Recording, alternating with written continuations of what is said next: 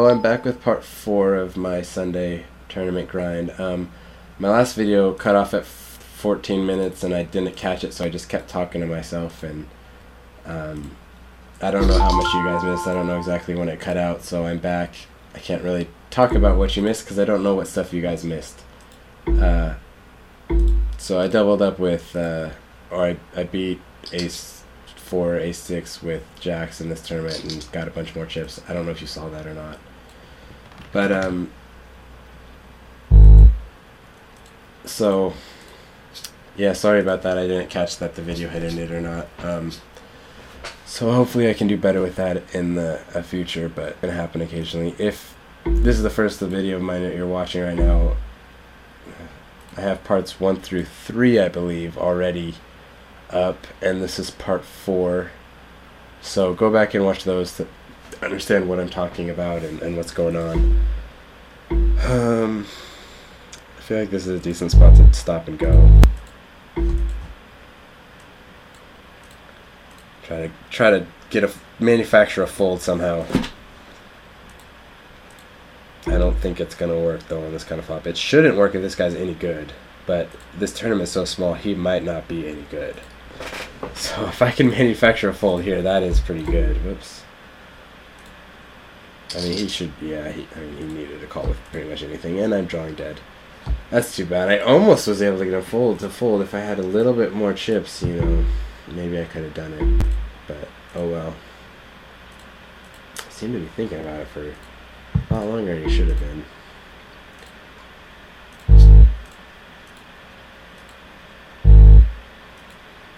Oh, he's got the chill hooked.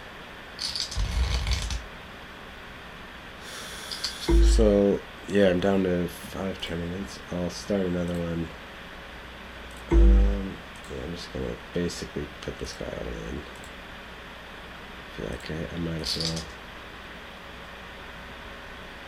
I want to be folding to a re-raise, and I'm gonna go in with the worst hand. Barely though. That's kind of a frustrating spot for him because I'm doing the same move probably base 10. Although I hit my 10. So it's just kind of frustrating for him. Let's see.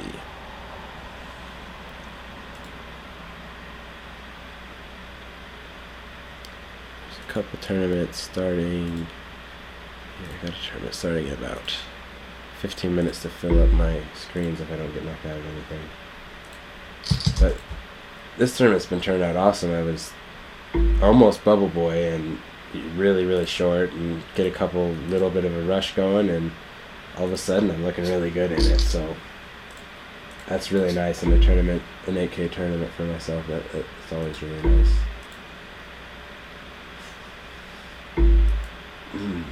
I just don't like messing around in that spiral that much. I need to keep moving myself around. I'm gonna see a flop here.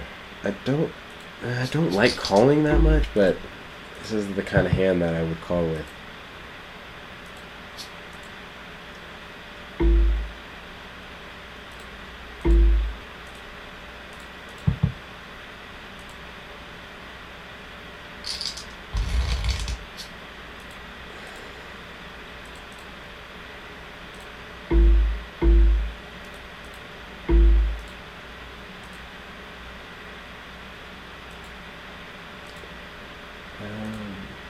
Wow. I really don't have odds to call this. I mean, I'm not going to get much on the river if I hit it. And he was only betting half the pot, but, you know, my odds really aren't that good to hit a flush draw on the river. And, you know, that 400 chips actually means quite a bit to my stack. So I don't like really having to fold there, but I don't really think a jack or a queen's all that good necessarily. They might have been, but I had no reason to believe they were. Here I'm going to make a kind of a interesting bet. I feel like I have no chance of winning showdown there, so I might as well try to bet and get some, you know, weird, you know, king high hands to fold. I feel like it's worth it in a spot like that. I haven't been doing anything like that, so he's not going to be suspecting me to do that. I've been checking everything down with him. So I don't think he's going to be expecting a bet there with nothing, so I can get away with it once in a while. That little bit of edge that you got to get. Sorry about that, I paused the video for a second. My girlfriend came up to say hello, so I just decided to pause the video really quick. But now I'm going again.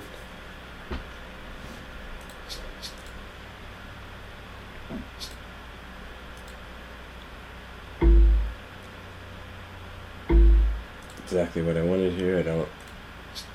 It's not a horrible hand, but it's not a hand I really want to get too invested with, so totally fine with folding it there.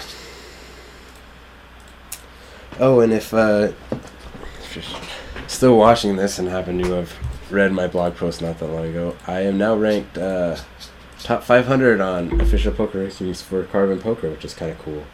So my goal was to get in the top 80, and I wanted to get in the top couple hundred so I could kind of see my progress and see how close I was and keep myself motivated to get up there. So getting in the top 500 is kind of cool. Jeez. Again, this is really like that one I had at that other table, except it's just I'm going up against a short stack. Yeah.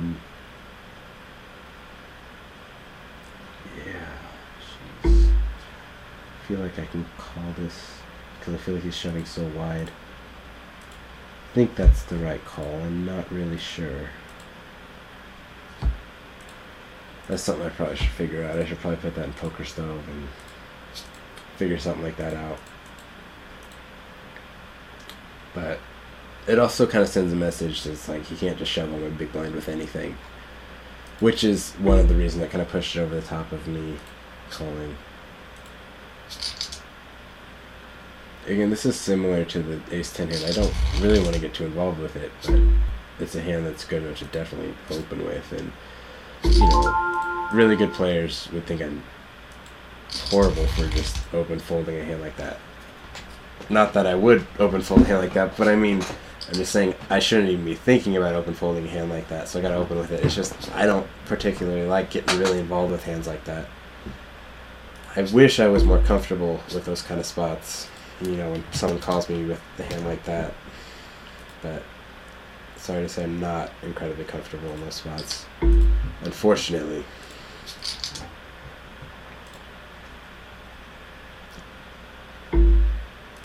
Old stats, our old notes on a guy.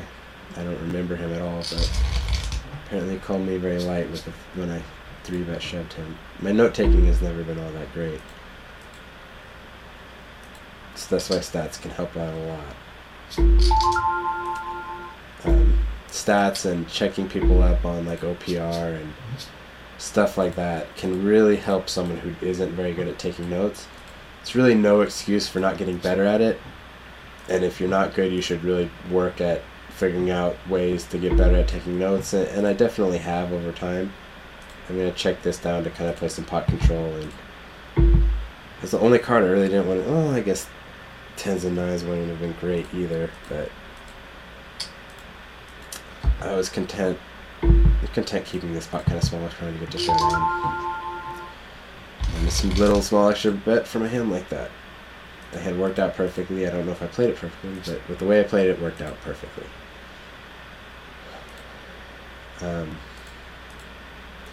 But yeah, I found a couple of tricks of stuff to do for full tilt that really make me a lot better.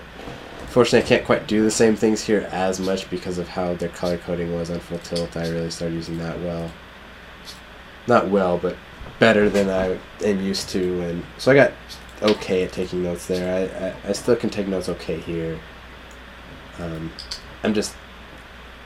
It's always been something I've struggled with. Also, I'm not great at paying attention to what other players are doing while I'm playing, 5, 6 other games. A couple people I know, they can figure out how people are playing, when they're in a random pot that they're not involved with on another table, when that stuff just, I don't see usually, which is a definite hole in my game, or a leak, as most people would call it. So something I like to get better with. I don't know exactly how to, other than being a little bit more focused maybe while I'm not in any pots, or keeping my periphery a little open to what's going on. Or probably just mostly just keeping track of hands like this after I folded it, because I know what's happened in this pot so far. And if I can just keep track of it after I folded, I can probably gain some valuable information from this or that goes on. But, you know, normally when a pot like that, and I fold, I'm out of the pot, I just forget about it. So that's something that I could definitely work on.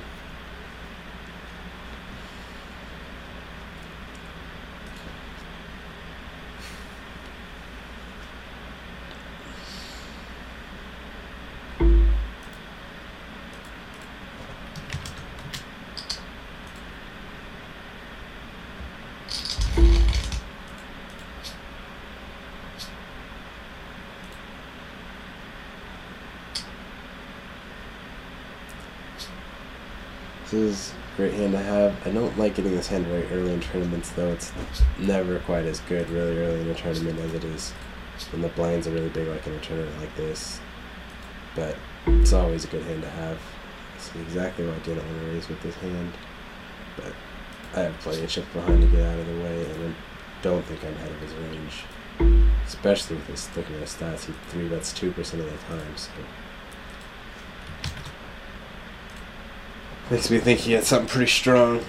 Could have been some sort of squeeze play, but it's also kind of a weird squeeze play with a raise from first and a call for middle position, and, you know, no reason to think I don't have something good. Not exactly the flop I wanted, that's for sure.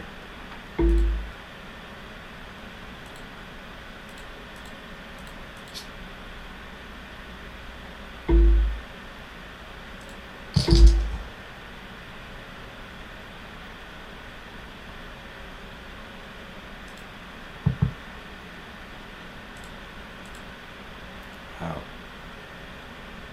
Very weird position to be in.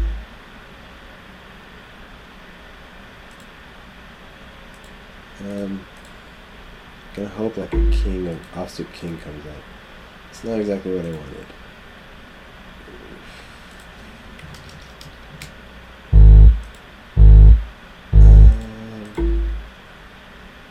I'm just not getting out of the way. I don't know if that was a pot. I just wasn't thinking about it that long, and just thought I'd get out of the way because I wasn't thinking about it all that much. Another problem with playing so many tables. I might have played this hand poorly. For a $400 bet, the thing is I don't see what I beat, really. Like, what do I beat here? I lose to a deuce, a 7, a 6, diamond. What do I beat here? An overpair to the board is what I beat. That doesn't have a diamond in it. It's a weird call by him. Yeah, fold that. Basic reason why I raised there was to get a fold from a hand like that and gain some equity that way, but, you know, and if I do get called, I'm a coin flip against a hand like that. I don't know why he called it. I guess I made a very...